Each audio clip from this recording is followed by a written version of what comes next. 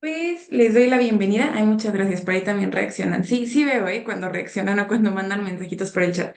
Les doy la bienvenida a la última sesión de este repaso, que es tercer bloque. Básicamente, los temas que vamos a ver hoy complementan muy bien los temas que se vieron en el primer repaso y en el segundo repaso. Es básicamente como integrarlo todo y ya aplicarlo un poquito más. Entonces es un bloque que está un poquito más interesante y pues igual. Me presento antes de empezar. Soy Mar, ya me conocen, algunas personitas ya les ubico por aquí de los repasos anteriores. Soy estudiante de sexto semestre de la Facultad de Medicina de la UNAM y soy instructora de Introducción a la Salud Mental y pues soy la encargada del ABC de Inmuno. ¿Va? Este es su temario de bloque 3 completo. Lo mismo que les he dicho en los repasos anteriores, no quiero que solamente se centren en lo que vamos a ver aquí porque Inmuno es un departamento que sí suele preguntar bien distribuido de todos los temas. Entonces, sí les recomiendo que le den una checadita a los demás, ¿vale? ¿Qué vamos a ver hoy? Que les decía que complementa muy bien los pasados. Respuesta inmune contra microorganismos, que si estuvieron ayer ya van a tener una mejor idea de qué es lo que vamos a ver aquí. Hipersensibilidades, autoinmunidad y inmunodeficiencias. Solamente que de inmunodeficiencias nos vamos a centrar más en inmunodeficiencias secundarias porque para el repaso completo sí di todas las inmunodeficiencias primarias, pero la verdad es que su temario no lo pide mucho, entonces tendremos fe y nada más vamos a checar como generalidades de esas y nos vamos a pasar a VIH e inmunodeficiencias secundarias, ¿vale? Entonces, pues vamos a empezar para no tenerlos aquí muchísimo tiempo y que no se me abrumen, ¿va? Vamos a empezar a ver respuesta contra microorganismos.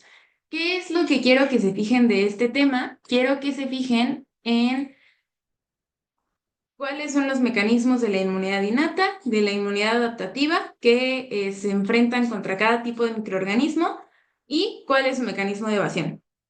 La verdad es que esto no nos interesa tanto, sí lo deben saber, más que nada para su vida clínica, pero no nos interesa mucho que se centren en eso, ¿va? Entonces, respuesta versus microorganismos. Primero vamos a hablar un poquito sobre las bacterias y los hongos extracelulares, ¿va? ¿Qué es lo que hace nuestra respuesta inmune innata cuando tenemos por ahí algún patógeno extracelular que está infectándonos? Pues primero se activan nuestros bonitos receptores de reconocimiento de patrón que ya estudiamos el viernes y al reconocer estos productos y activarse, pues ya vimos que se va a sintetizar toda una cascada de señales que al final lo que nos va a activar es la inflamación, ¿no? Entonces se empiezan a secretar interleucinas proinflamatorias como la interleucina 1, la interleucina 6 y el factor de necrosis tumoral alfa. Entonces, ya que pasó todo esto, se activa la inflamación. Y pues al activarse la inflamación, sigue favoreciendo que haya toda esta respuesta de fagocitosis. ¿Por qué? Porque se siguen reclutando más y más células, como veíamos también el día viernes. Después de eso, ¿qué es lo que también puede pasar? Que se active el complemento, por ejemplo, por estas opsoninas que andan por ahí flotando en la sangre, que se pegan a los patógenos y entonces se activa la vía del complemento y pues nos va a ayudar para pegarle más opsoninas a los patógenos y que se reconozcan más fácil por los fagocitos. Nos puede ayudar a lisar bacterias si estamos hablando de una infección por neiserias y sobre todo nos va a ayudar a generar anafilotoxinas, ¿no? ¿Se acuerdan que veíamos esto de que se parte la molécula de C3 y se queda un C3b, que es un pedazo grandote, y una C3a que se va muy lejos a la inflamación y sigue propiciando esta respuesta? Pues bueno, aquí sí va a ser importante porque nos va a seguir generando inflamación. Ahora, eso es lo que hace la respuesta inmune innata contra patógenos extracelulares. ¿Qué es lo que hace la respuesta inmune adaptativa? Pues bueno, va a secretar anticuerpos, entonces se van a activar nuestros linfocitos B, como veíamos ayer también.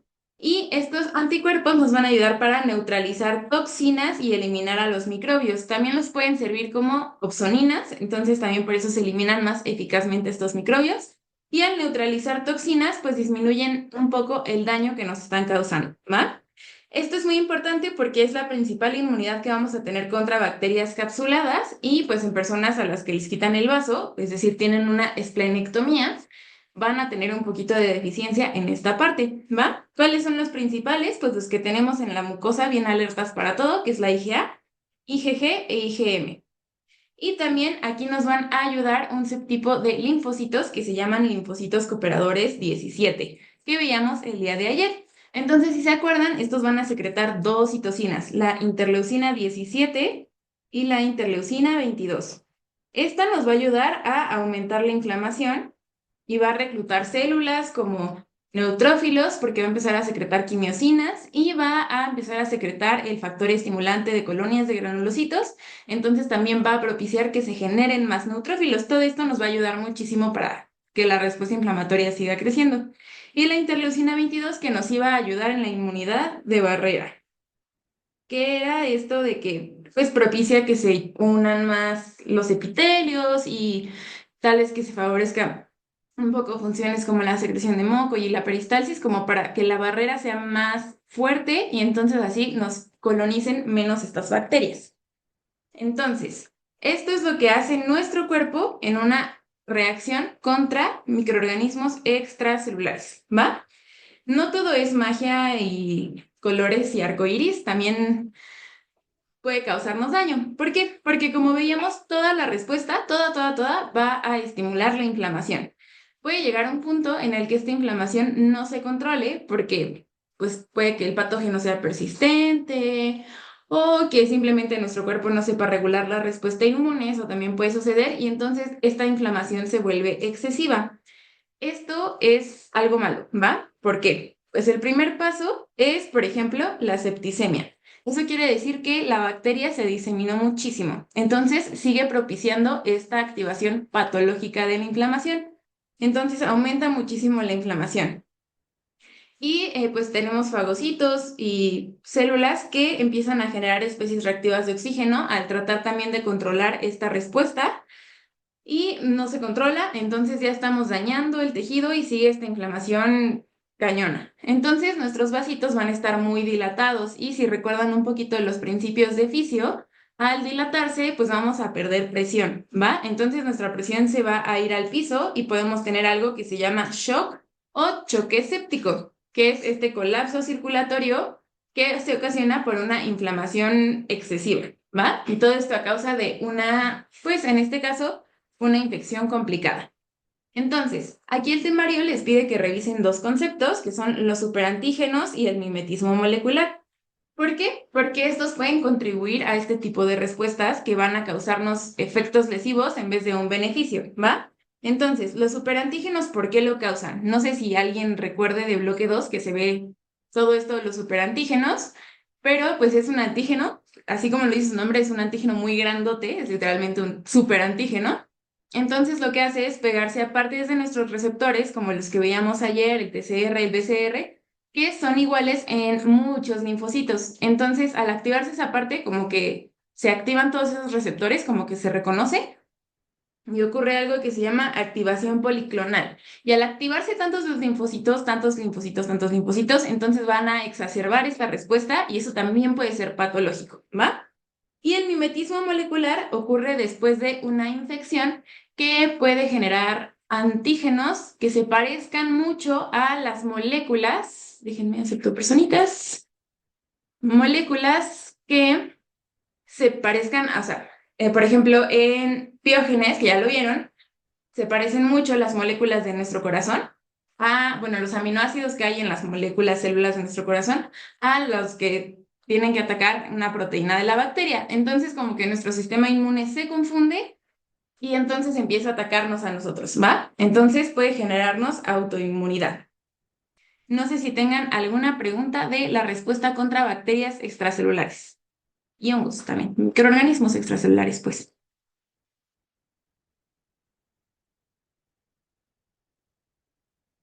¿No? ¿Nadie? Va.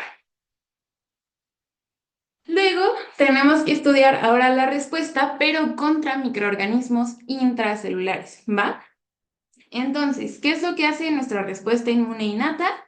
Pues va a ser similar, solamente que ahora lo que nos va a servir que produzcan nuestros receptores de reconocimiento de patrón es que empiecen a generar estas moléculas como interferones tipo 1, que ya veían el viernes, sí, que vimos esto, que también se genera ese tipo de respuesta, y estas otras dos moléculas, que son la interleucina 12 y la interleucina 15. ¿Estas para qué nos van a servir? Porque van a favorecer la activación de nuestras células NK.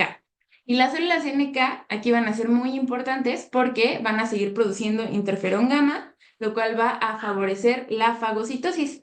Entonces es como un circulito recíproco que sigue ahí, ¿cómo se llama? Retroalimentación, por ahí, que se sigue alimentando y favorece la respuesta.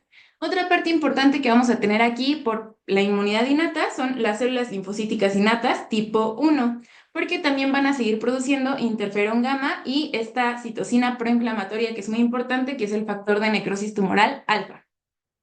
Entonces, ya que tenemos la respuesta inmune innata, va a seguir la respuesta inmune adaptativa. Aquí vamos a tener dos perfiles de linfocitos, uno es cooperador y el otro es citotóxico. Entonces, por parte de los linfocitos cooperadores tenemos a los linfocitos Th1, que van a activar al macrófago por la vía clásica y van a seguir produciendo pues esta respuesta inflamatoria y van a favorecer la producción de especies reactivas de oxígeno, óxido nítrico y enzimas, ¿va? Que igual va a favorecer la inflamación y la eliminación de este patógeno. Y los linfocitos citotóxicos, que lo que hacen es reconocer en la célula dañada la expresión de su MHC de clase 1, que veíamos ayer que se expresa en células nucleadas, y al reconocer que se está expresando, por ejemplo, pues una proteína del patógeno en vez de una proteína propia, se van a activar y las van a atacar. Y aquí voy a hacer un paréntesis para mencionar que este tipo de respuesta igual ocurre en las células tumorales porque se expresa, porque eso no lo vamos a ver en este repaso. Entonces es importante que lo sepan por si se los preguntan, es el perfil de linfocitos citotóxicos o Th1, ¿va? Aquí, ¿qué puede pasar? Ahorita vamos a ver en los mecanismos de evasión de estos patógenos que hay veces en las que nuestro cuerpo no puede degradar a la bacteria, por ejemplo, por más que lo intente. Entonces, ¿qué va a pasar? Que vamos a tener una activación excesiva del macrófago. Esto es muy común, por ejemplo, en bacterias capsuladas o en micobacterias como Mycobacterium tuberculosis. Entonces se activan los macrófagos, intentan fagocitarlo, no lo logran y se siguen activando y le hablan a más macrófagos como de, oye, ven, ayúdame, no puedo solo. Entonces se activa y no lo logran erradicar y nos van a generar algo que se llama hipersensibilidad de tipo 4, que ahorita vamos a ver un poquito mejor. ¿Y qué es lo que va a formar específicamente? Va a formarnos granulomas. Un granuloma es esta bola de aquí, que ven que en el dibujo tal vez se ve muy bonito, en una fotomicrografía capaz no tanto, pero bueno, aquí se alcanza a ver que aquí está la bacteria, aquí están todos estos macrófagos intentando erradicarlas y pues si logran identificar mi dibujito, ya todos estos son linfocitos que van llegando porque no logran erradicar la infección, entonces se forma como una gran bola de células que se activan y se activan y se activan y es como inflamación crónica y no se resuelve nunca, ¿va? Y pues también podemos tener esta parte de septicemia que procede a un exceso de inflamación que tampoco logran erradicar esta infección y pues produce un choque séptico, ¿va? No sé si tengan alguna pregunta de lo que acabamos de ver ahorita,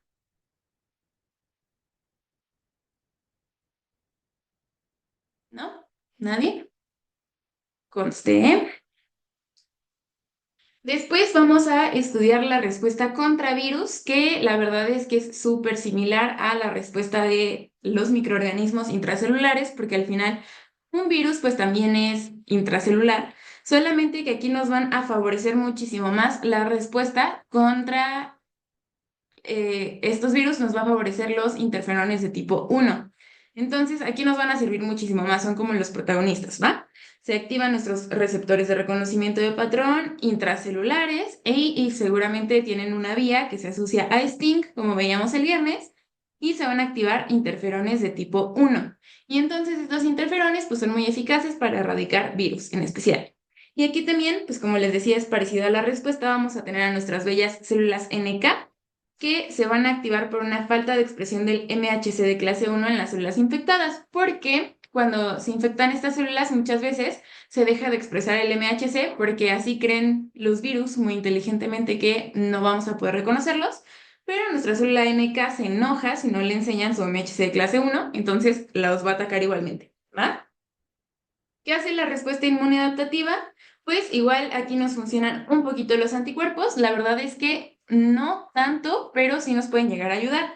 ¿Qué es lo que hacen? Van a neutralizar. Entonces, lo que hacen más que nada es como bloquear que los virus logren entrar a las células, bloquear sus toxinas y todo esto para pues poderlos eliminar antes de que entren a la célula. Y pues también pueden opsonizar a las células que ya están infectadas para que los fagocitos se las coman y pues las maten, ¿va? Y también tenemos a los linfocitos citotóxicos, igual que en la pasada, que van a reconocer a los péptidos que se expresan en el MHC de clase 1 en la superficie de las células infectadas.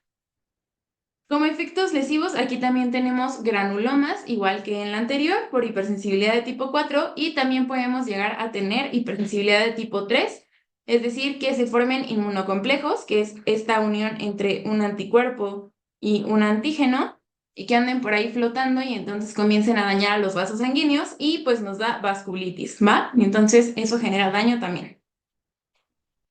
Y por último, vamos a estudiar a los protozoarios y a los helmintos. Los protozoarios, recuerden ahorita que están llevando que son intracelulares. Entonces la respuesta va a ser idéntica a lo que hemos estudiado en microorganismos intracelulares. Lo que va a cambiar un poco más son los helmintos, ¿va? Entonces, ¿qué hace la respuesta inmune innata? Aquí se los puse por código de color también. Los protozoarios son naranjas y los helmintos son rojos. Entonces, ¿qué hace la respuesta inmune innata? Pues fagocitosis, se activan los receptores de reconocimiento de patrón y activan a los fagocitos. Y en los helmintos, nuestra respuesta inmune innata va a activar a una célula muy importante, que son como los protagonistas contra estos fez gusanos, que son los eosinófilos, ¿va? Y los eosinófilos van a liberar sus gránulos para eliminarlos. Tienen moléculas muy importantes como la proteína básica mayor, que van a ayudar a erradicar a los helmintos. ¿Y qué hace la respuesta inmune adaptativa? Pues en los protozoos que son intracelulares se activan los linfocitos Th1 y los linfocitos citotóxicos y pues igual favorece lo mismo la activación clásica del macrófago y el reconocimiento de los péptidos de la célula infectada. Y en la parte de los helmintos se va a activar una respuesta Th2, entonces aquí es donde cambia, ¿no? Va a favorecer el aumento de IgE y el aumento de la degranulación de los mastocitos y de los eosinófilos. Los mastocitos son importantes porque sus gránulos nos ayudan a producir mucho moco. Entonces, al producir moco, al igual que ciertas citocinas que secretan estos tipos de linfocitos, pues aumenta la peristalsis, aumenta el moco y entonces como que encapsulan al gusano y lo van rodando hacia afuera del intestino y eso es muy eficaz para eliminar a los helmintos, ¿va? Y aquí también se pueden activar linfocitos citotóxicos, pero no van a ser tan eficaces como esta respuesta. En efectos lesivos, de igual forma, pues al ser microorganismos intracelulares que nos están causando problema para eliminarlos, vamos a tener hipersensibilidad de tipo 4, igual se forman granulomas, y aquí se puede formar algo que se llama linfedema y vasculitis, ¿va? Y Leishmania tiene algo que se llama infección resistente, es decir, nos puede dar una respuesta Th1 en vez de Th2, y entonces ahí como que la enfermedad no cede, ¿va? No sé si tengan alguna duda de esta parte de respuesta contra microorganismos.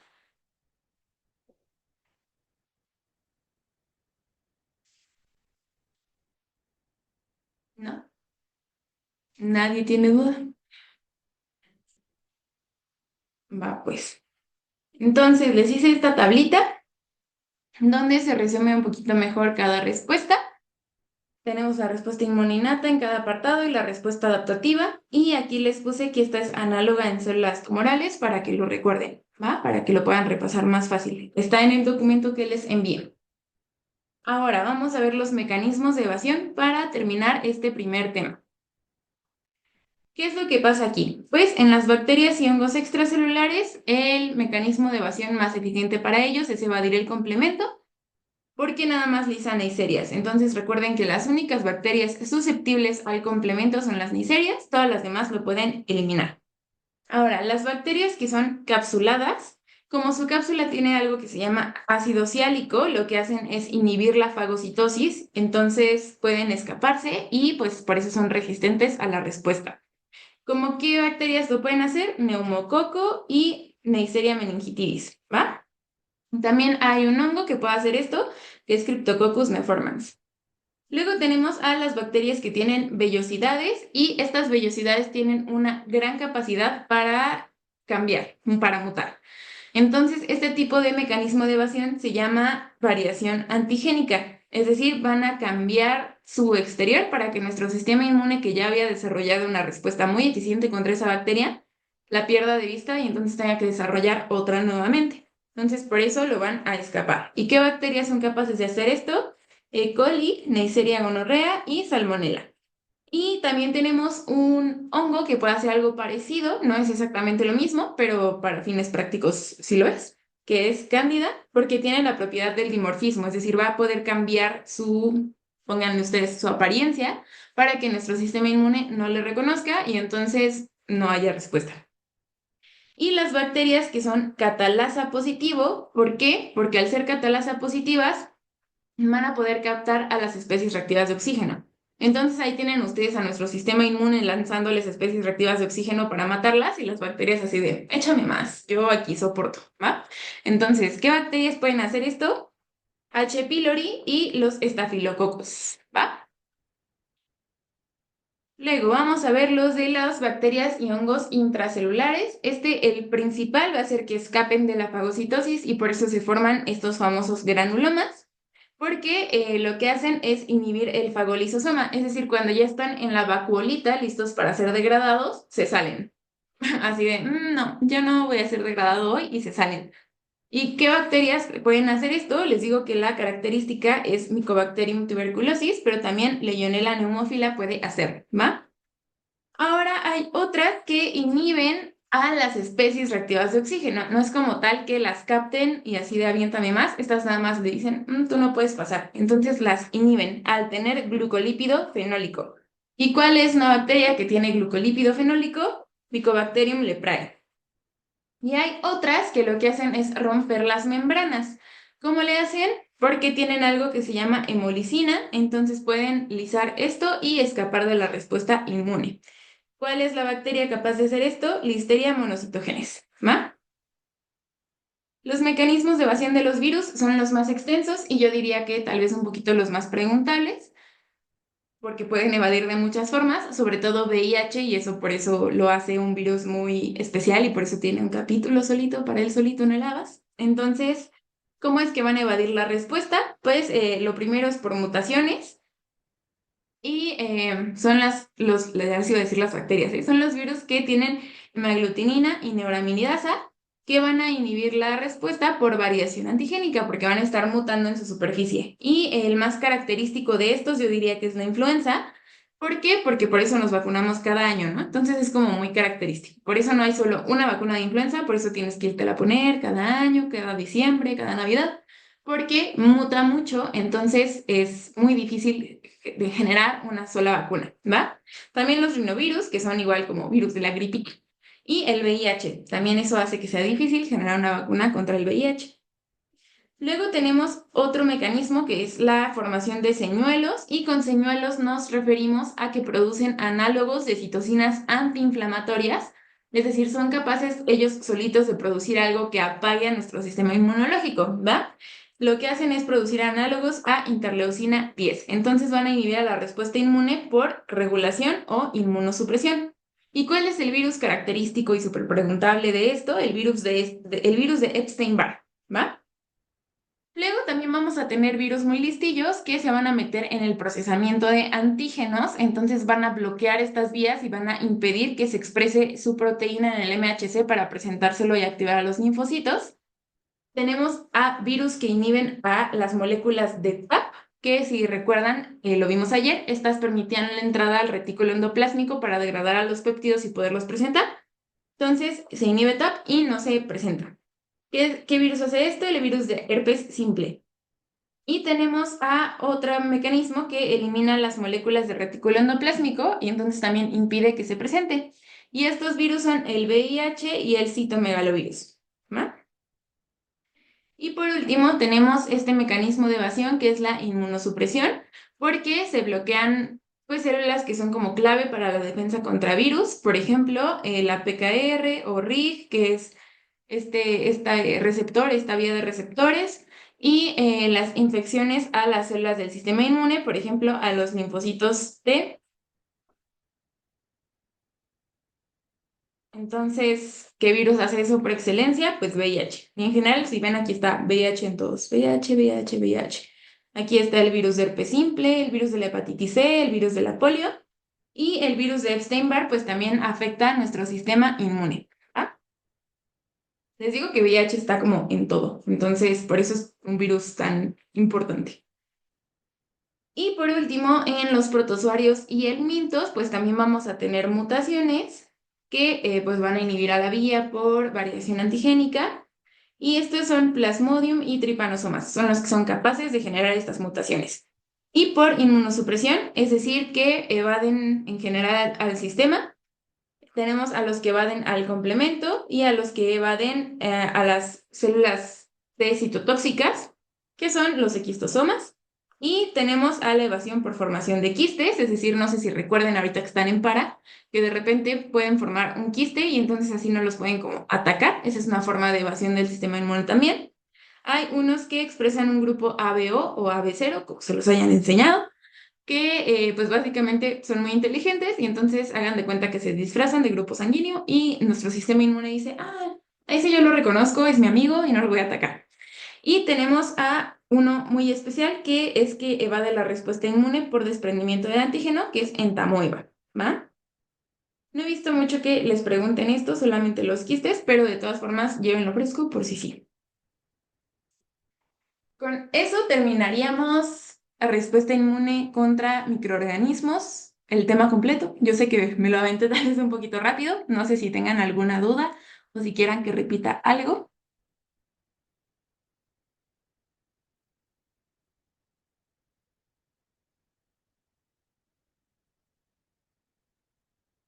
Lo tomaré como un no. Yo por fin si pueden respondan, aunque sea en el chat, para que no me sienta aquí hablándole solita a la compu.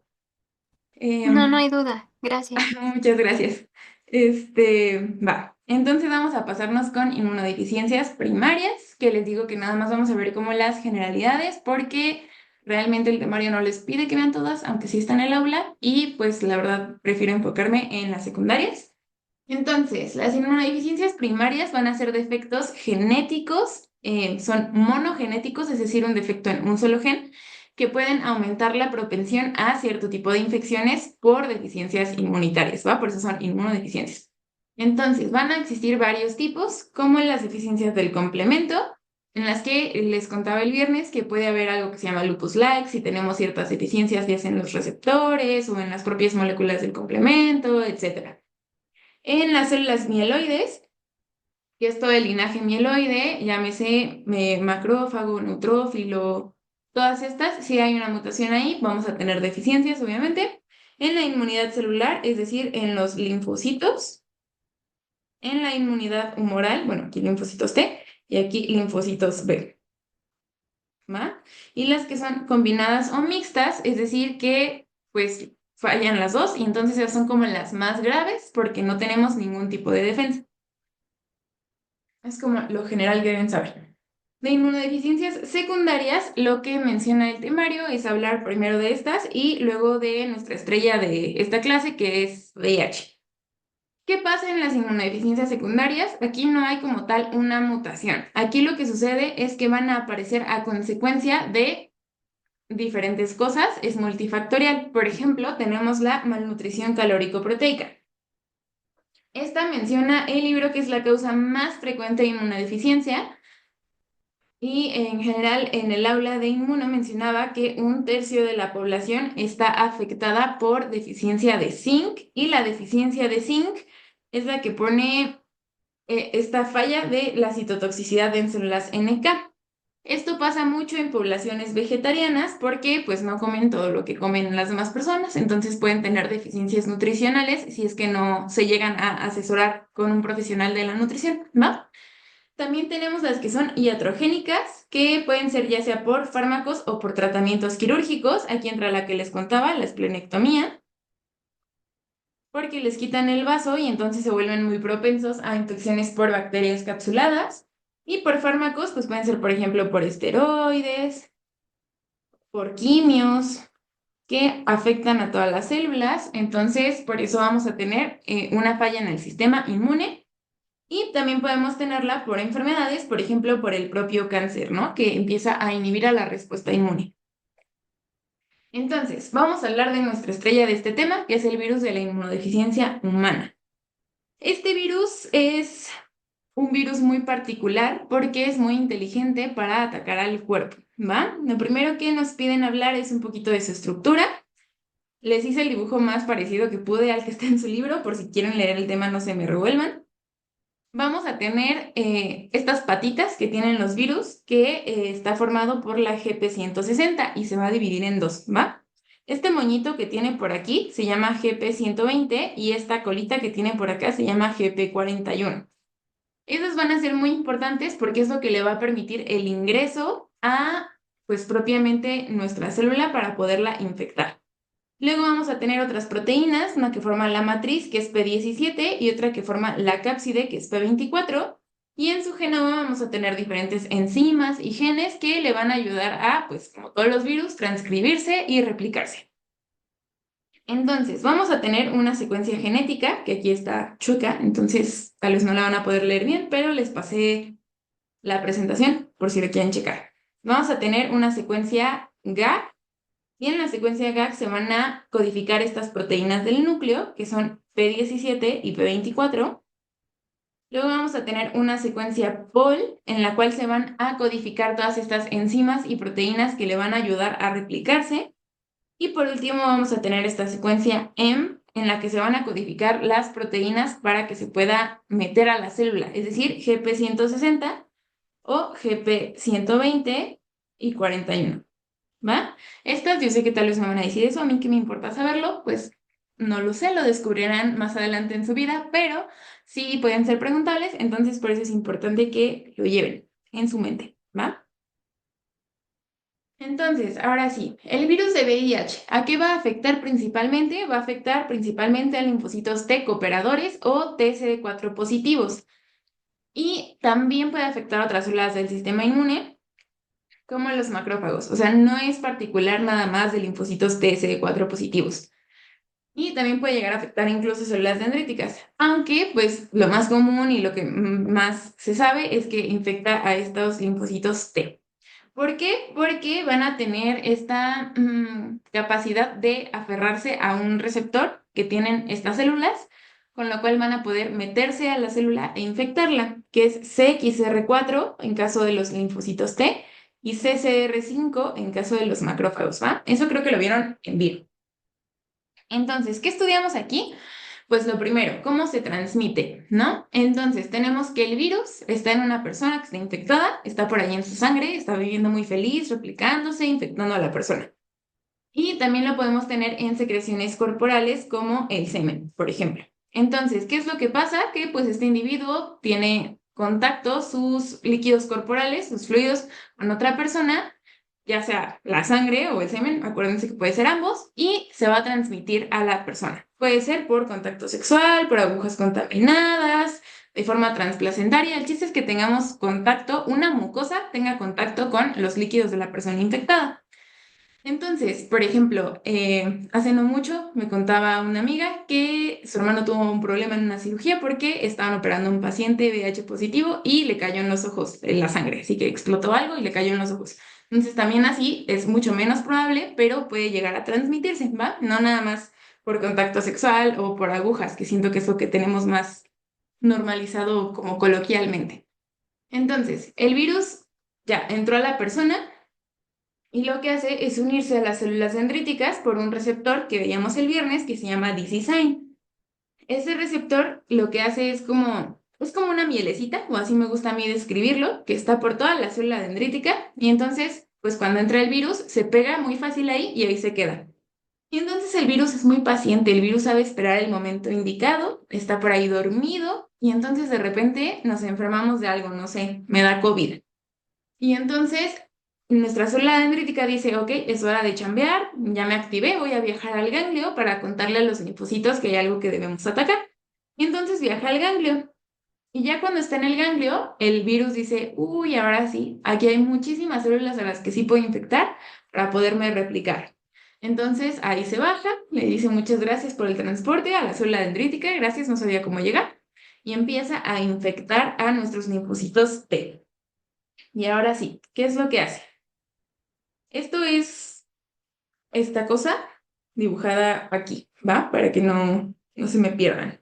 Entonces, tenemos a la GP120 que se une a nuestro correceptor, que es el CD4. Entonces, aquí está unida al correceptor.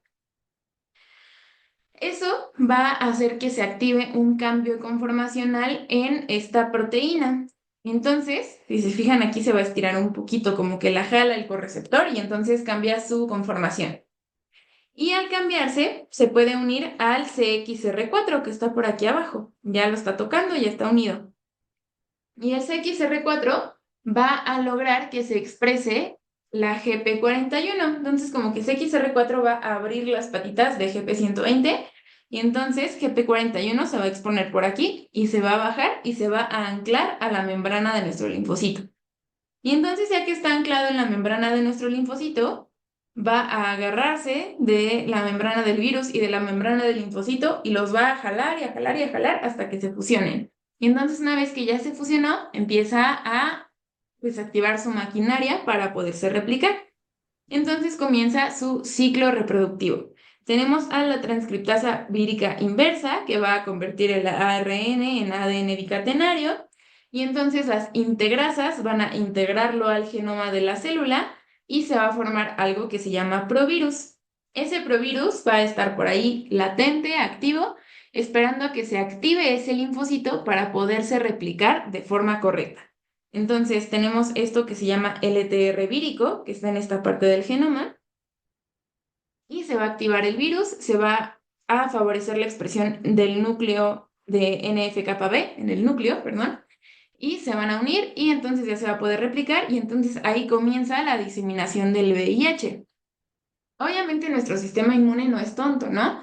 Aunque estén infectándole a sus células, tiene mil formas de defenderse. Entonces, ¿qué es lo que hacemos para defendernos?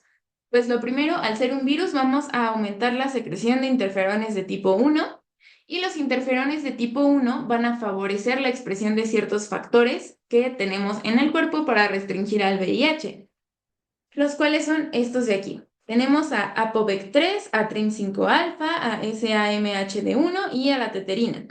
Estos van a tratar de bloquear que el virus se replique, que el virus se disemine, etcétera, etcétera. El problema es que el VIH, al ser tan inteligente y tener mil mecanismos de evasión, en su mismo genoma va a codificar por aquí varias proteínas que van a inhibir a esta respuesta inmune que nosotros estamos generando. Entonces, por ejemplo, ApoVec3 intenta impedir la replicación viral, pero llega BIF y le dice, tú no puedes actuar, y sigue replicando.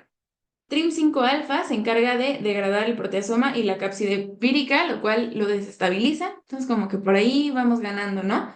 Y de repente este otro empieza a inhibir la transcriptasa inversa para que no se pueda transcribir su genoma, no se pueda integrar, no se pueda replicar. Y llega BPH y le dice, no puedes, tú no puedes. Luego la teterina impide la gemación, es decir, bueno, la bloquea, porque es este proceso en el que los nuevos virus, si lo quieren ver así, salen de la célula para seguir infectando más células y lo trata de bloquear, pero llega a BPU y le dice, no, yo voy a seguir saliendo cuando a mí se me dé la gana. Entonces, tenemos mil formas de evadir a nuestra gran respuesta inmune que está tratando de chambear a pesar de que le están infectando sus células. Entonces, por eso el VIH es uno de los virus más complicados, ¿va? Y también podemos intentar activar a nuestros linfocitos T citotóxicos, pero los va a inhibir esta proteína que se llama NEF. Entonces, ¿por qué causa inmunodeficiencia? Aquí vamos a ver los efectos citopáticos de este virus, es decir, que causan daño a nuestras células. Pues primero, porque al infectar a linfocitos T, nuestros linfocitos T citotóxicos, antes de que los inhiban, van a intentar erradicar a las células infectadas. El problema es que las células infectadas son células del sistema inmune, ¿no? Entonces las van a empezar a matar, van a empezar a ejercer citotoxicidad contra las células del sistema inmune. Luego vamos a empezar a tener una destrucción de los tejidos linfáticos. ¿Por qué? Pues porque se están destruyendo todas nuestras células inmunes, entonces es como si estuvieras arrasando con toda esa parte y también se van a empezar a destruir los tejidos linfáticos.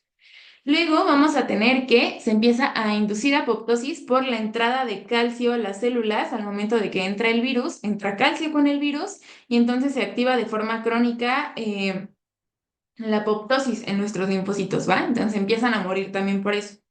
También se puede inducir piroptosis por la activación de receptores que intentan defender a la célula. Entonces, al momento de sacar citocinas proinflamatorias, ¿se acuerdan que veíamos que se hacen poros en la membrana y entonces, ¡pum!, también explota la célula? Entonces, también se mueren por eso.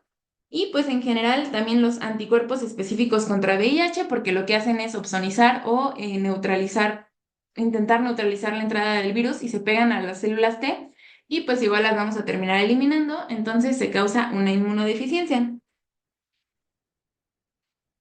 Ahora sí, vamos a tener tres fases de esta infección. Ya que sabemos cómo se transmite, cómo es que entra, etcétera, etcétera, vamos a dividirlo por fases.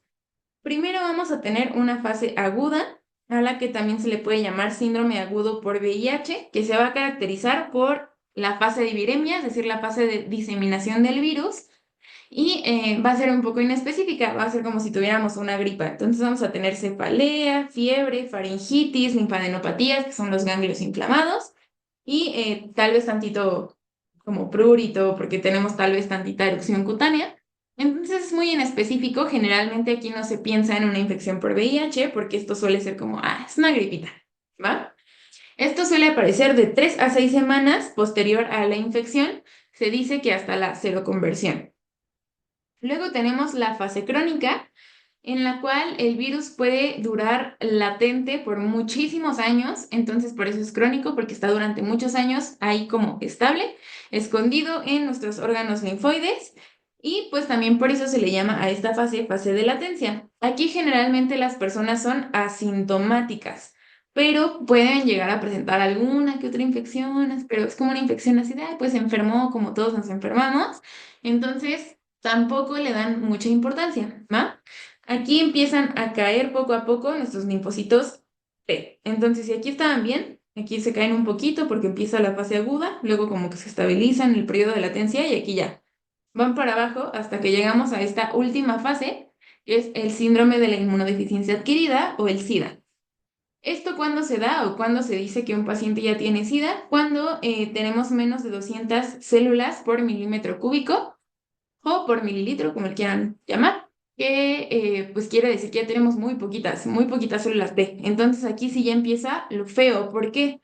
Porque nuestros pacientes van a tener muchísimas enfermedades oportunistas. Al ya no tener sistema inmune que nos defienda, van a empezar a crecer cánceres, por ejemplo, el sarcoma de Kaposi, y van a empezar a aprovecharse estos microorganismos que suele ser muy extraño de ver en alguna persona pues que tenga su sistema inmunológico sano, como Pneumocystis jirovecii, ¿no? Entonces de repente te llega una neumonía por eso y te quedas como de, wow, esto no es común, pues es sugerente de una inmunodeficiencia y suele pasar en pacientes que tienen una inmunosupresión cañona, por ejemplo, estos pacientes. Entonces, en su libro viene un esquema que es más o menos así, que nos habla de el tiempo que pasa, por ejemplo, aquí semanas y aquí años, y aquí el número de réplicas virales que tiene, por ejemplo, aquí en esta parte tenemos muchas y aquí no tenemos nada, y en esta parte el número de linfocitos que tenemos, ¿no? O sea, aquí tenemos a nuestros linfocitos normales cuando casi no hay virus. De repente se infecta la persona y el virus comienza a subir y a la par que sube empiezan a bajar los linfocitos. Pero de repente como que se estabiliza un poquito, ¿va? Y de repente vuelven a bajar y a bajar hasta que llegamos a esta fase de síndrome de inmunodeficiencia adquirida, y pues ya cuando están aquí súper muertos nuestros linfocitos, ya tenemos muchísimas copias del virus. Entonces, no sé si tengan alguna duda sobre VIH. No, no la tengo. Gracias. Va, gracias a ti. Mm, va, entonces eso es todo por parte de inmunodeficiencias adquiridas. Si sienten que vamos un poquito rápido, por favor, díganme. Ahí también dicen en el chat que no, ninguna duda. Muchas gracias. Entonces, vamos a ver hipersensibilidades. Y después vemos autoinmunidad y ya son libres, ¿va? Entonces, hipersensibilidades. Primero vamos a ver qué es una hipersensibilidad.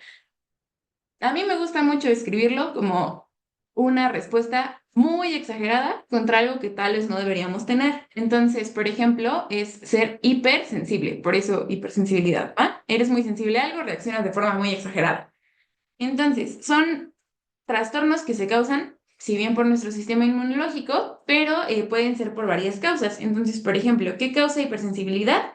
Pues puede ser propiamente una enfermedad autoinmune, que ahorita vamos a ver que, de hecho, las enfermedades autoinmunes se describen mediadas por mecanismos de hipersensibilidad, entonces van muy de la mano estos temas, que generalmente ocurre por un fracaso en los mecanismos de autotolerancia. Luego tenemos la que se causa por microorganismos, que pues son estas reacciones excesivas que tenemos de la respuesta inmune contra estos patógenos que no se quieren morir. Entonces, pues, por ejemplo, los granulomas, ¿no? Y por factores ambientales, es decir, respuestas muy exageradas contra antígenos inocuos, es decir, que son como inofensivos, que no deberían hacernos daño. Esto sobre todo en las de hipersensibilidad de tipo 1, que son las alergias. Entonces, tenemos una respuesta exagerada y patológica que se va a terminar amplificando por un fenómeno de retroalimentación positiva de nuestro sistema inmunológico y eso va a hacer que sean de muy difícil control. Entonces, por eso, si se fijan, las alergias, si ven su Abas, tienen un capítulo dedicado completamente a ellas. Las alergias son muy difíciles, afectan a un gran porcentaje de la población y nunca se curan. Entonces, si alguien por ahí de ustedes tiene alguna alergia, yo tengo rinitis. Siempre en época de primavera que hay mucho polen o en invierno que hay mucho frío, no respiro y nada me lo cura. O sea, tal vez te lo pueden intentar controlar, pero no es una cura, siempre te va a pasar y pues es terrible, ¿no? Esperemos que eso cambie en un futuro muy cercano. Entonces, se dividen en 4 tipos de hipersensibilidades, la tipo 1 y acá tenemos la tipo 2, la tipo 3 y la tipo 4. Cada una va a tener un mecanismo de daño distinto, por eso están divididas así, y pues eso hace un poquito más fácil estudiarlas. Entonces vamos a empezar con la hipersensibilidad de tipo 1. A esta también se le conoce como hipersensibilidad inmediata. ¿Por qué? Porque la reacción es así. Entonces, generalmente una persona que tiene rinitis, como yo, también tiene algún otro tipo de hipersensibilidades de tipo 1, por ejemplo, la dermatitis. Entonces, de repente a mí me pasaba que yo iba a una tienda y empezaba a jugar con mi amiga porque éramos chiquitas y nos escondíamos en la ropa y la ropa de las tiendas pues generalmente tiene polvito, ¿no? Entonces nos metíamos entre la ropa y de repente yo salía y salía toda enronchada de la cara porque el polvo me daba alergia y esa alergia era una hipersensibilidad de tipo 1 y entonces salías con tus abones, ¿no? Que ahorita vamos a ver qué es un abono. ¿Qué es lo que causa esta hipersensibilidad? Pues los alérgenos. ¿Y qué es un alérgeno? Son proteínas que están en el ambiente que generalmente no suelen hacer daño. Entonces, son de bajo peso molecular. Si se acuerdan un poquito de las generalidades de bloque 2, veíamos que si son proteínas muy pequeñas no suelen activar al sistema inmune. Son solubles en líquidos corporales. Se supone que eso tampoco debería activar al sistema inmune, pero por alguna extraña razón en personas como yo, sí lo activa y entonces tenemos una reacción. Entonces, esta alergia o atopia es esta respuesta contra estos antígenos que no deberían generar una respuesta. ¿Qué es lo que pasa? Vamos a tener 2 fases, la fase de sensibilización y la fase efectora. Y a su vez la fase efectora se va a dividir en 2. En la fase de sensibilización es un poquito como presentarle el antígeno a nuestros mastocitos, es decir, nosotros tenemos un primer contacto con este alérgeno o este antígeno inocuo y por alguna razón se van a activar los mastocitos y van a empezar a generar una respuesta, pero es como la primera, ahí digamos que no pasa mucho. Entonces, ¿qué es lo que pasa? Que entre el alérgeno se empiezan a producir alarminas, se empieza a producir también por acción de nuestras células linfocíticas innatas tipo 2, interleucina 4, interleucina 13, y eso va a activar a nuestros linfocitos T foliculares que va a inducir un cambio de isotipo y va a empezar a generar IgE. La IgE se puede unir a un receptor del mastocito que es el Fc epsilon R1.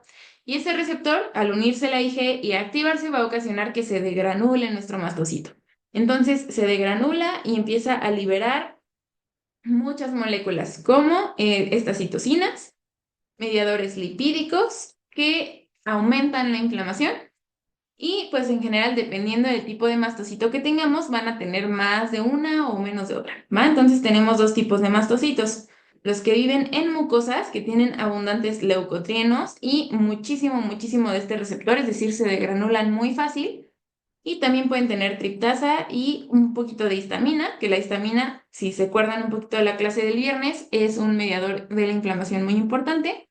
Y los mastocitos del tejido conectivo, que van a tener mucha prostaglandina D2, mucha heparina, histamina, triptasa y quimasa. Estos también son importantes, ¿va? Y estos van a tener poquito de este receptor, es decir, tal vez no se degranulan tan fácil, pero eso no quiere decir que no se degranule, entonces también pueden causar un poquito de daño. Entonces, ya, se degranuló el mastocito, ya conoce a este antígeno. ¿Qué pasa?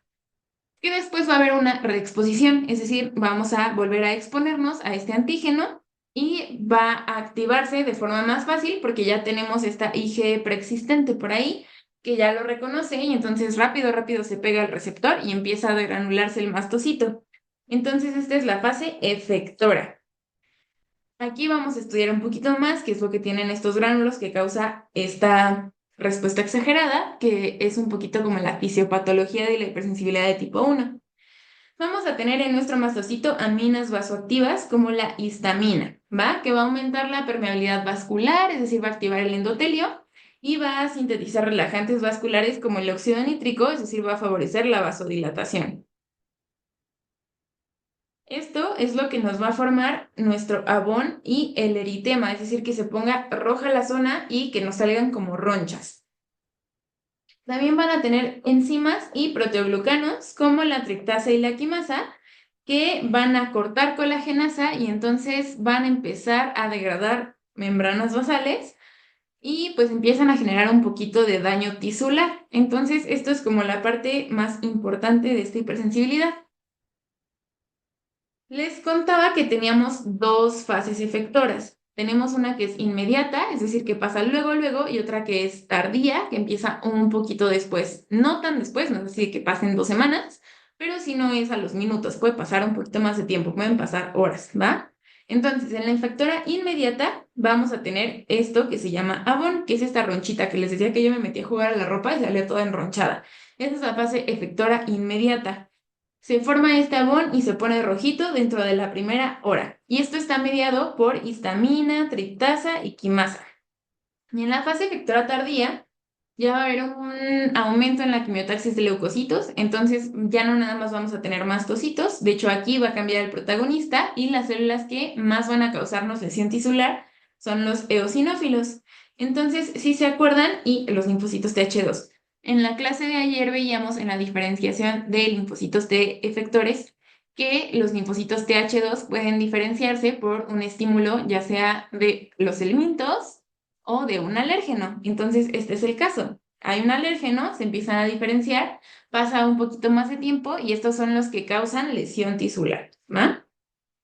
Aquí vamos a tener dos tipos de enfermedades que se caracterizan por este tipo de hipersensibilidad, que son las localizadas y las sistémicas. En las sistémicas vamos a tener a un choque anafiláctico. ¿Qué es lo que pasa aquí?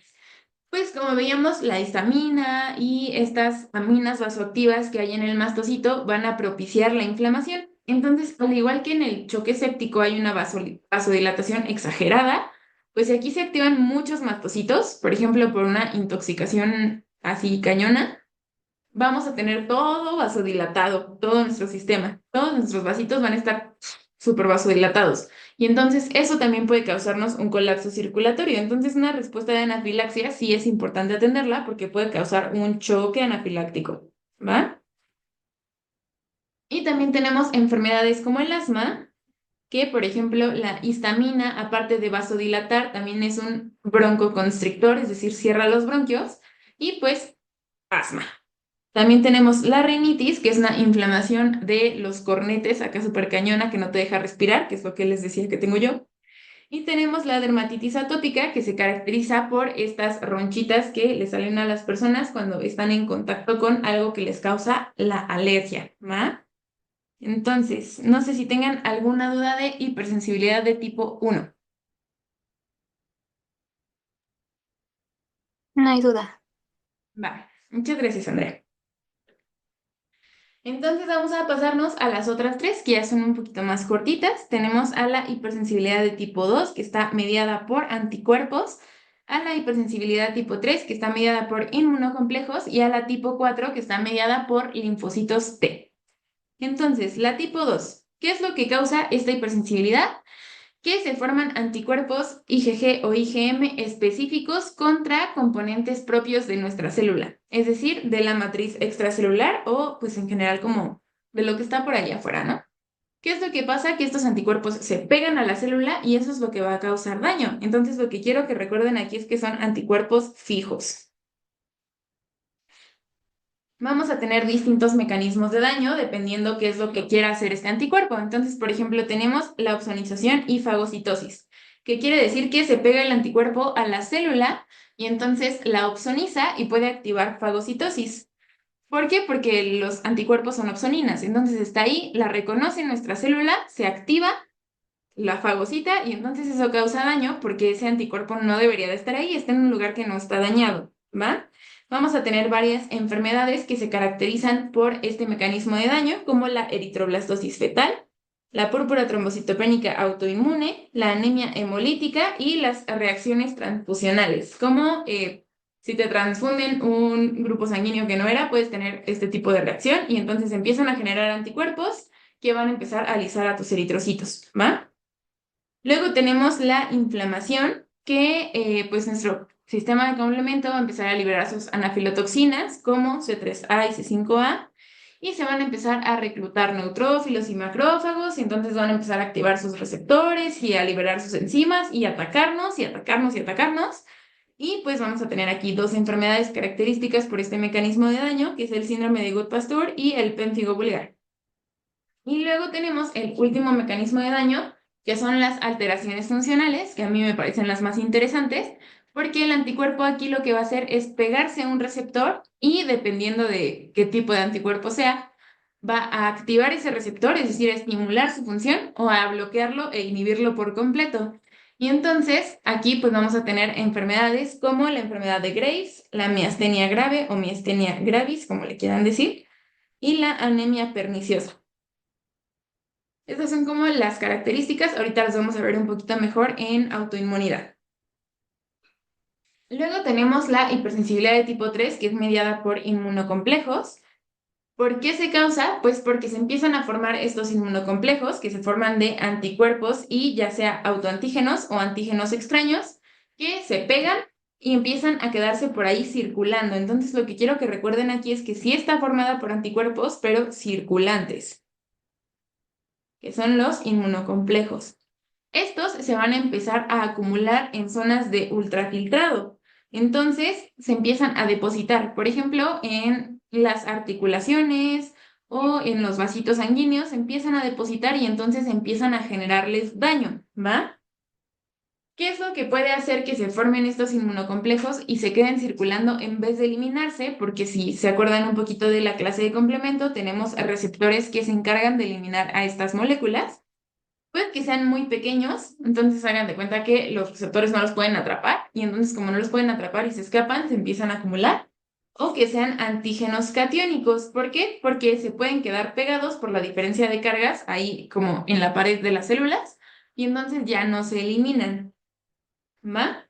Entonces, vamos a tener aquí un experimentillo que menciona el libro, que creo que sí lo han llegado a preguntar, entonces pues hay que comentarlo, que es la reacción de Artus. La reacción de Artus es una vasculitis inducida por un experimento que está mediada por inmunocomplejos. ¿Qué es lo que hacían?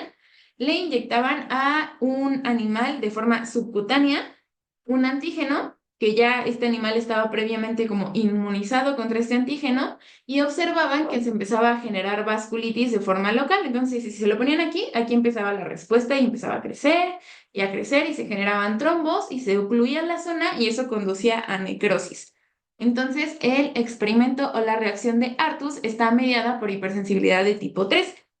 Y aquí vamos a tener una enfermedad súper característica que es el lupus eritematoso sistémico y es de las más complicadas de la historia de la inmunología. Y también vamos a tener la glomerulonefritis postestreptocócica. Esa ya no suele verse mucho, pero pues igual está mencionada en el libro y mejor comentarlo. Entonces, aquí les puse una fotito de un glomérulo porque es parte de lo que suele dañar el lupus y pues es importante saberlo. Entonces alguien me pone una duda, ¿las hipersensibilidades se pueden activar por otras enfermedades? Sí. Por ejemplo, la glomerulonefritis postestreptocócica, es después de una infección por estreptococo, ¿va? Entonces, como veíamos por acá, puede ser también por enfermedades de microorganismos, como veíamos en los mecanismos lesivos de las bacterias intracelulares. Se pueden formar granulomas por una respuesta excesiva del sistema inmune, es decir, una reacción excesiva, patológica, y nos empieza a generar daño y también por eso se puede causar hipersensibilidad. Entonces sí se pueden generar a partir de otras enfermedades. No sé si tengan alguna otra duda. ¿Cuáles son las más comunes que se activen después de? Híjole, es que todo es súper multifactorial en este tipo de enfermedades, por eso son tan complicadas. Entonces, por ejemplo, el lupus, hay una teoría, según he leído por ahí, hay una teoría de hecho creo que hubo una plática de eso en el Medigen y me hubiera gustado ir, seguramente estuvo interesante, en el que las trampas extracelulares de neutrófilos, las famosas NETs, se es como que nuestros neutrófilos expulsan su ADN, entonces se expone mucho el ADN y eso puede generar una reacción de nuestro sistema inmune contra nuestro ADN. Entonces hay como una teoría de que tal vez por eso se puede causar el lupus y pues al final los neutrófilos se activan después de una enfermedad, ¿no? Es para atacar a un microorganismo. Entonces, por ejemplo, ahí hay una teoría. Y en general, por ejemplo, los granulomas suelen ser muy comunes en pacientes que tienen Mycobacterium tuberculosis. Entonces, de repente en las autopsias, que ya casi no se hacen, pero por ahí ven un pulmón que tiene un supergranuloma, o se puede ver en una tomografía o en una radiografía incluso de tórax, se ve ahí el granuloma, una pelotita, y ese paciente seguramente tenía Mycobacterium tuberculosis y ese es un tipo de hipersensibilidad. Entonces, sí suele ser algo común, por ejemplo, por eso. No sé si respondí tu pregunta, yo me explayé un poquito más. Entonces, vamos a ver por último la hipersensibilidad de la que estamos hablando ahorita, que es la hipersensibilidad de tipo 4, que es la que es mediada por células T. A esta también se le llama retardada o tardía, porque al ser mediada por células de nuestro sistema inmune adaptativo, pues se tarda un poquito más en iniciar. Siento que no me veo nada, una disculpa, mi Luce. Entonces, son respuestas que están generalmente mediadas por linfocitos T cooperadores como los TH1 y los TH17 que propician inflamación y nuestros linfocitos T citotóxicos. ¿Qué es lo que causa esta hipersensibilidad? Pues para que nuestros linfocitos se activen deben estar previamente sensibilizados, entonces es un poco parecida a la hipersensibilidad de tipo 1. Primero se le presenta el antígeno, pero ahora al linfocito. Estos antígenos pueden ser metales, iones, fármacos, cualquier cosa que tal vez no cause una respuesta a una persona sana, pero de repente el MHC de estas personas sí puede cargar, no sé, por ejemplo, el níquel, y entonces carga el níquel, se lo presenta al linfocito, el linfocito se activa, y entonces cada vez que te pones algo que tenga ese metal, se va a activar. Entonces, por ejemplo, las personas que dicen, no, es que yo solamente puedo usar aretes de oro. Y ustedes dirán, ay, pues qué extraño, ¿no? Pues sí, no te debería causar ninguna reacción, no está abierto el hoyito, no tiene ninguna herida, nada más es la piel. Pues sí, pero tal vez su MHC puede cargar este tipo de moléculas que tienen los otros aretes, se lo presentan al linfocito, se activa y entonces tú cuando te pones uno de esos aretes, de repente tienes el oído todo rojo y se empieza a descarapelar y te duele y hay personas hasta que les sale sangre, ¿no? Entonces, pues sí es algo que afecta a la población. Entonces, es esta exposición tópica a estos antígenos ambientales, que pueden ser sustancias químicas como iones, fármacos, etcétera, etcétera. ¿Qué pasa? Ya está sensibilizado y entonces a la reexposición ya valió y se va a generar esta respuesta. Entonces, aparece de 24 a 48 horas después de la exposición al antígeno. Tarda un poquito, por eso se llama hipersensibilidad retardada.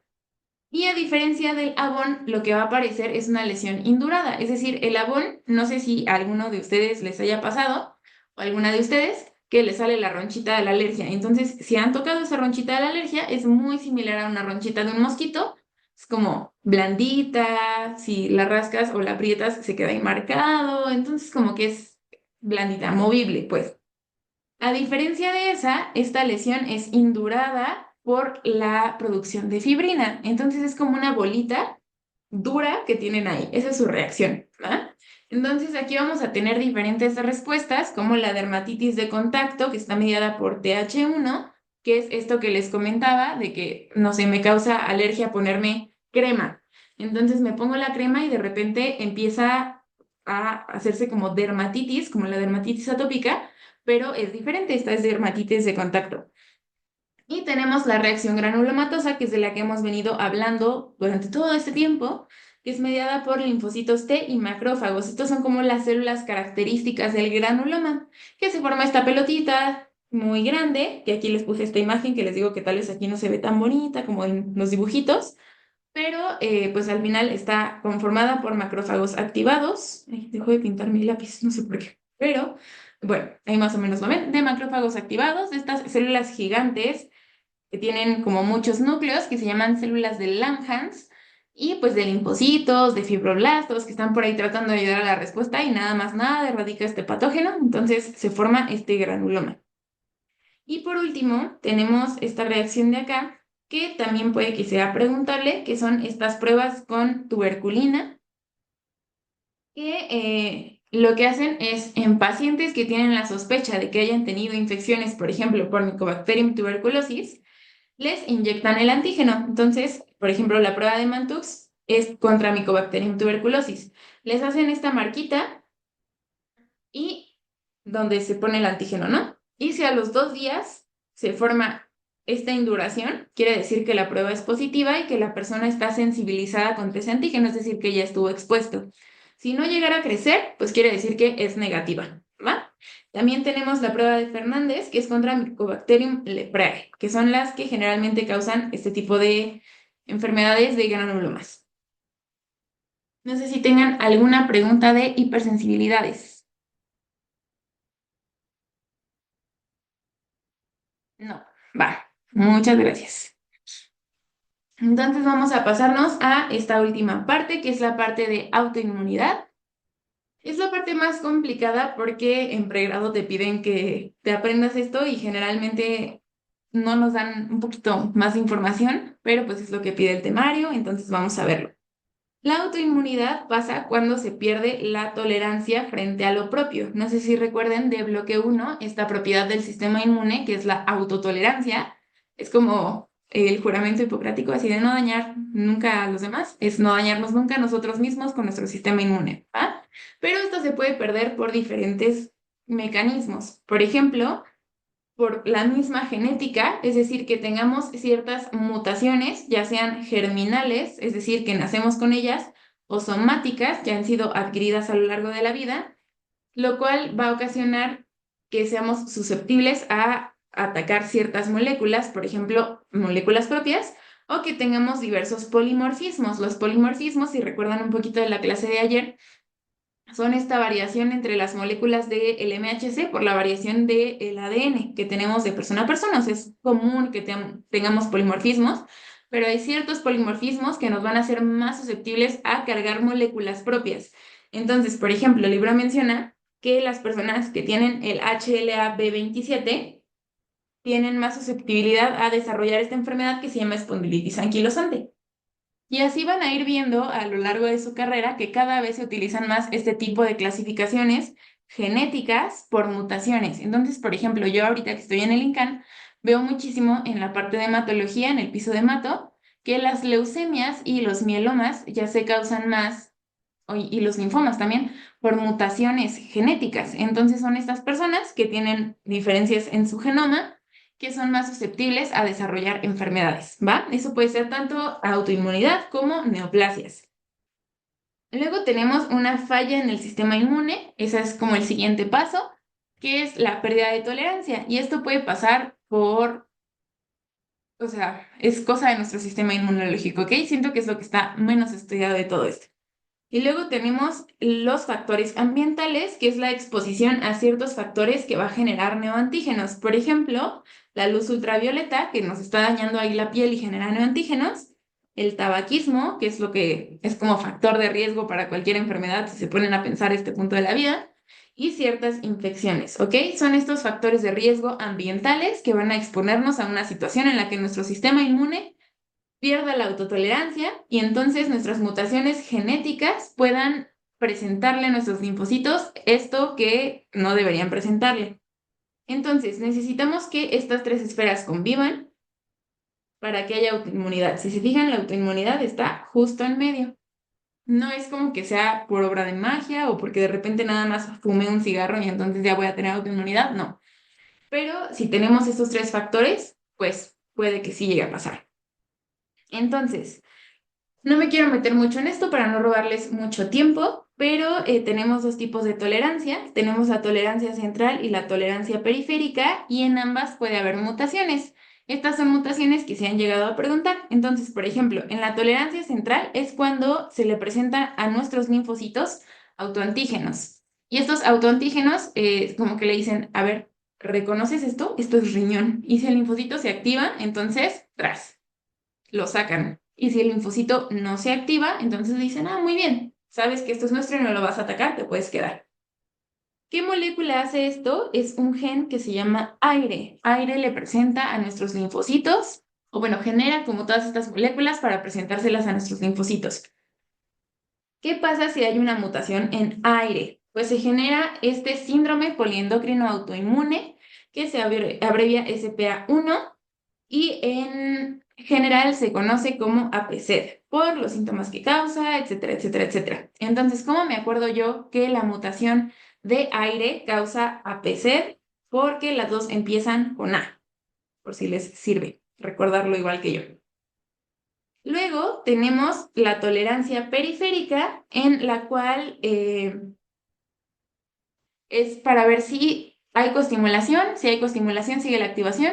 Si no hay coestimulación, entonces induce anergia, ¿va? Y aquí también podemos tener otra enfermedad que se llama, bueno, es una alteración en la regulación inmune poliendocrino heteropatía ligada al X, ¿va? Entonces es IPEX. Y este IPEX se da por una mutación en FOXP3. FOXP3 es el factor de transcripción que nos ayuda para diferenciar a los linfocitos T reguladores. Entonces, ¿cómo me acuerdo yo que la mutación en FOXP3 da IPEX? Porque las dos terminan en X. Bueno, FOXP3 no termina en X, pero Fox sí termina en X, ¿va? Entonces, así me acuerdo yo. Eso es de forma muy general. Entonces, ahora sí, vamos a ver la autoinmunidad de lleno. Vamos a tener, les digo, a mí me gusta mucho hacer todo por código de colores porque siento que me ayuda mejor a organizarlo. Entonces tenemos, ya ahorita que vimos las hipersensibilidades, están divididas por colorcitos. La tipo 2 yo la pongo roja, la tipo 3 morada porque es mi favorita y el morado es mi color favorito, y la tipo 4 verde. Entonces si ustedes le ponen otro código de color, obvio no pasa nada, pero traten de clasificarlo así. A mí me sirve mucho hacer eso. Entonces tenemos la autoinmunidad y vamos a tener que estar mediadas por estas hipersensibilidades. Entonces tenemos la tipo 2, la tipo 3 y la tipo 4.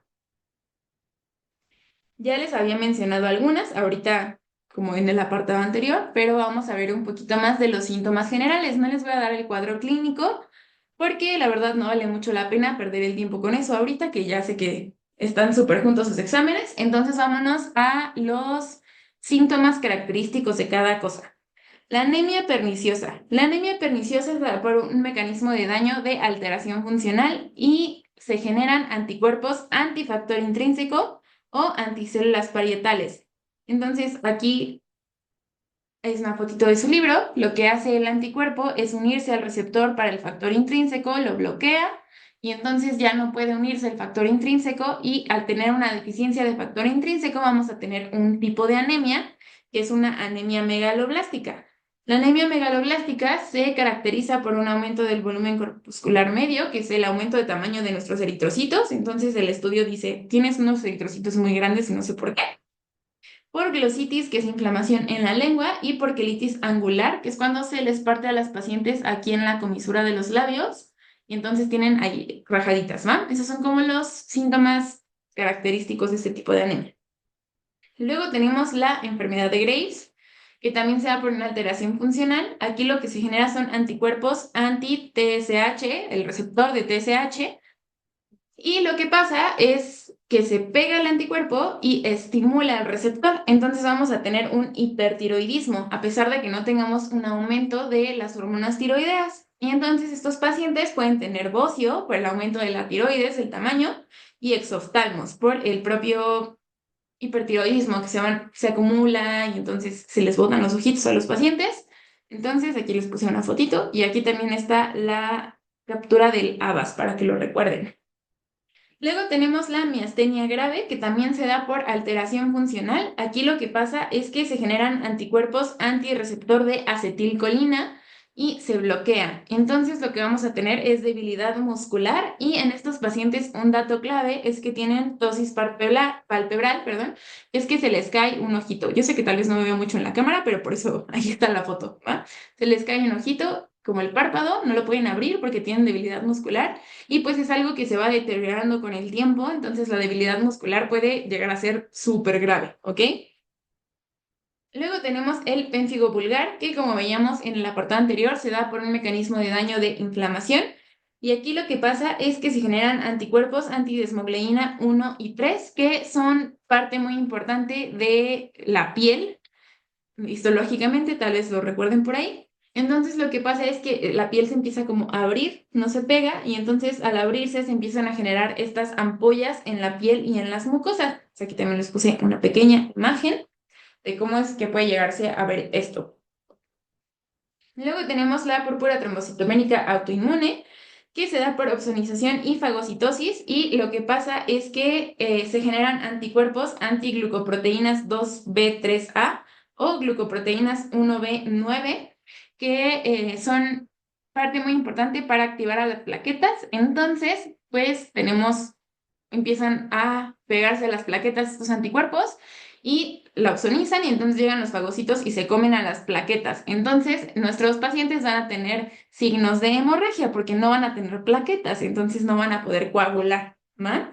Entonces, ¿cuáles pueden ser estos signos? Desde petequias, epistaxis y equimosis. Entonces, por ejemplo, aquí vemos petequias y aquí hay unas púrpuras por ahí. Yo sé que a veces no es tan alarmante ver esto en los pacientes, como que no piensas que es algo grave, pero recuerden, esto lo aprendí mucho en hemato, me quedó muy claro, que esto es un signo de hemorragia. Entonces el paciente está teniendo sangrados y sí es importante atenderlo luego, luego. Y por último, en las que son mediadas por hipersensibilidad de tipo 2, tenemos al síndrome de Goodpasture, que también es un mecanismo de daño de inflamación y lo que pasa es que se generan anticuerpos antimembranas basales. Entonces empiezan a destrozar las membranas basales y podemos llegar a tener pues hematuria porque se ponen en los glomérulos, proteinuria porque se empiezan a fugar todas estas moléculas que no deberían pasar por la orina porque ya no está filtrando bien. Y hemoptisis, ¿por qué? Porque también pueden dañarse las membranas basales de los pulmones, entonces pues tenemos esta como tos con sangre o vómito con sangre, porque hay daño ahí. No sé si tengan alguna duda de la autoinmunidad mediada por hipersensibilidad de tipo 2. Siento que esta es de la que hay más, entonces si tienen alguna duda me la pueden poner o si les surge duda ahorita que veamos las demás de esta, podemos regresarnos, no se preocupen. No hay duda. Va, muchas gracias. Luego tenemos la que es mediada por hipersensibilidad de tipo 3, que en esta nada más vamos a ver una. Hay maestros o, bueno, doctores que también engloban aquí a la artritis reumatoide. El libro no la pone ahí, entonces la vamos a estudiar en las que son mediadas por tipo 4, pero se las pongo aquí por si lo llegaron a escuchar, no es que estén mal, es que todavía no está bien definido, ¿va? Entonces tenemos el lupus eritematoso sistémico. Aquí les puse un poquito de epidemiología porque tenemos un factor de riesgo importante en las mujeres que son los estrógenos. Los estrógenos pueden generar estos neoantígenos, esto que veíamos que es como un factor de riesgo ambiental. Entonces, pues si ven aquí, la relación es 10-1 ganando en mujeres, ¿no? Entonces la mayoría de pacientes con lupus van a ser mujeres. ¿Qué es lo que presentan estos pacientes? Pueden presentar desde un simple exantema, o sea, como que se vean ahí algunas ronchillas, vasculitis, y ahí empieza artritis, glomerulonefritis, anemia, trombocitopenia, trastornos neuropsiquiátricos, que son sumamente importantes, y luego no les pueden dar la importancia que tienen. Entonces, estos pacientes van a tener afección en todos lados, si se dan cuenta, ¿no? Así, riñón, articulaciones, vasos sanguíneos, piel, van a tener, pues, daño a ulisis en los eritrocitos, en las plaquetas, van a tener alteraciones emocionales. ¿Y por qué pasa esto? Porque los anticuerpos que median esta enfermedad son anticuerpos antinucleares, es decir, anti-ADN. Y pues en todos lados tenemos ADN, ¿cierto? Entonces, por eso afecta sistémicamente. En su propio nombre lo dice, ¿no? Entonces, pueden ser anticuerpos antinucleares propiamente, o antihistonas, que es un componente de nuestro ADN, o antinucleolares, que también es parte del componente del ADN, y entonces, pues, está terrible, ¿va? ¿Qué es lo que pasa aquí? Que se empiezan a formar inmunocomplejos, se empiezan a acumular y por eso vamos a tener este tipo de daño, por eso es mediada por hipersensibilidad de tipo 3. Se dice que las personas que tienen el HLA-DR2 y DR3 van a tener un poquito más de susceptibilidad. Si se los preguntan, se pueden acordar por qué es HLA-DR3 y es hipersensibilidad de tipo 3. Entonces, para que lo recuerden. Y pues también se asocia a deficiencias del complemento como C1Q, C3, C4, incluso el receptor de C1, C2 y varias moléculas del complemento, ¿va? Y pues también como factor de riesgo tenemos la exposición a los rayos ultravioleta porque aumenta la función de estos receptores de reconocimiento de patrón y pueden generar esto. Entonces aquí les puse una fotito de algo que se llama eritema malar, que es muy característico de esta enfermedad, que les decía que se hace aquí como en alas de mariposa al exponerse al sol, y les puse un glomérulo para que recuerden que puede causar daño en los riñones, como Selena Gómez, que es como el caso poco conocido, ¿no? Y por último tenemos las mediadas por hipersensibilidad de tipo 4, que son la artritis reumatoide, que igual predomina en mujeres y lo que es característico de este tipo de enfermedad es la rigidez de predominio matutino que va a mejorar con el movimiento. Entonces, esto es lo que la puede diferenciar de la osteoartrosis, porque en esa el movimiento es lo que va a empeorar el dolor. Pero en las pacientes que tienen artritis reumatoide, el movimiento les va a aliviar esta molestia. Esta es mediada por linfocitos T cooperadores 1 y 17 que propician inflamación y aquí lo que pasa es que se generan anticuerpos antipéptidos cíclicos citrulinado. Y se dice que las personas que tienen este HLA-DR4 son más susceptibles a tenerlo, entonces aquí también 4, hipersensibilidad de tipo 4, está fácil recordar. Luego tenemos a la diabetes tipo 1, que también se le conoce como diabetes insulinodependiente porque son pacientes a los que se les destruyen las células beta del páncreas, entonces no pueden generar insulina y pues se les tiene que estar administrando para que puedan seguir viviendo, básicamente. Se caracteriza por un inicio en la juventud, entonces generalmente son pacientes que están en la adolescencia, incluso en la infancia o en la adultez temprana, y pues van a tener hiperglucemia y generalmente llegan por una cetoacidosis diabética, porque obviamente al ser joven no es como que piensen que tienen diabetes, entonces llegan ya cuando tienen un descontrol glucémico acá cañón y llegan a urgencias con una cetoacidosis que se caracteriza por olor frutal y una disminución del pH. Esta igual está mediada por linfocitos T cooperadores tipo 1 y por linfocitos T citotóxicos, que es lo que va a destruir a las células beta pancreáticas. También tienen susceptibilidad los del HLA-DR4 y se asocia a pacientes que hayan tenido una infección previa, ya sea en la infancia, por este virus que se llama Coxsackie, en la especie B4. Y aquí lo que pasa es que se generan anticuerpos anti-GAD o antidescarboxilasa del ácido glutámico, ¿va? Luego tenemos la esclerosis múltiple, que es una enfermedad degenerativa del sistema nervioso central. Vamos a tener debilidad, parestesias en las extremidades, que es como este hormigueo, como que se te duerme, descoordinación y temblores. Y en estos pacientes vamos a tener algo que los va a diferenciar de la debilidad de la miastenia gravis, que es el signo del Hermite. Esta igual va a estar mediada por linfocitos TH1 y TH17, y aquí lo que pasa es que generamos anticuerpos antimielina. Entonces, pues vamos a estar destrozando las células que tienen mielina, las neuronas, y por eso, pues, es de muy mal pronóstico, ¿va? Y por último tenemos a la tiroiditis de Hashimoto. Aquí ya tenemos anticuerpos anti-TPO o antitiroglobulina. Entonces, aquí lo que pasa es completamente lo contrario a la enfermedad de Graves. Aquí vamos a tener un hipotiroidismo por la destrucción de las células foliculares, porque van a empezar a atacar a las células foliculares, que son células de la tiroides, y pues se va a destrozar y vamos a tener el cuadro de hipotiroidismo, que es como, es pensamiento lento, que son friolentos, que tienen un metabolismo muchísimo menos acelerado, etcétera, etcétera. Entonces, pues con esto terminaríamos el repasito express de hoy. No sé si tengan alguna pregunta de todo lo que vimos, porque siento que hablé muy rápido. Pues les pido una disculpa por eso.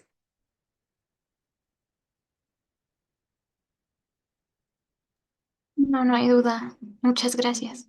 Va, no se me vayan. No les hice preguntitas para esta sesión porque les quería regalar el predepa. A los que fueron mis alumnos, pues ya lo han de tener por ahí, pero les voy a mandar el predepa. Se los voy a mandar por el chat para que lo puedan abrir. Si quieren, lo guardan por ahí el enlace. No se preocupen y lo responden cuando tengan tiempo. Siento que les puede ayudar muchísimo. Entonces, ahí está. Y pues, nuevamente, muchas gracias por haber entrado a la sesión, por responder. Muchas gracias a las personitas que respondieron por ahí. Y pues espero que el predepa les sirva mucho. Le puse mucho empeño a ese predepa y mis alumnos me dijeron que sí les sirvió mucho. Entonces, espero que les sea de mucha ayuda. Y pues nada, ya son libres. Guarden el enlace por ahí.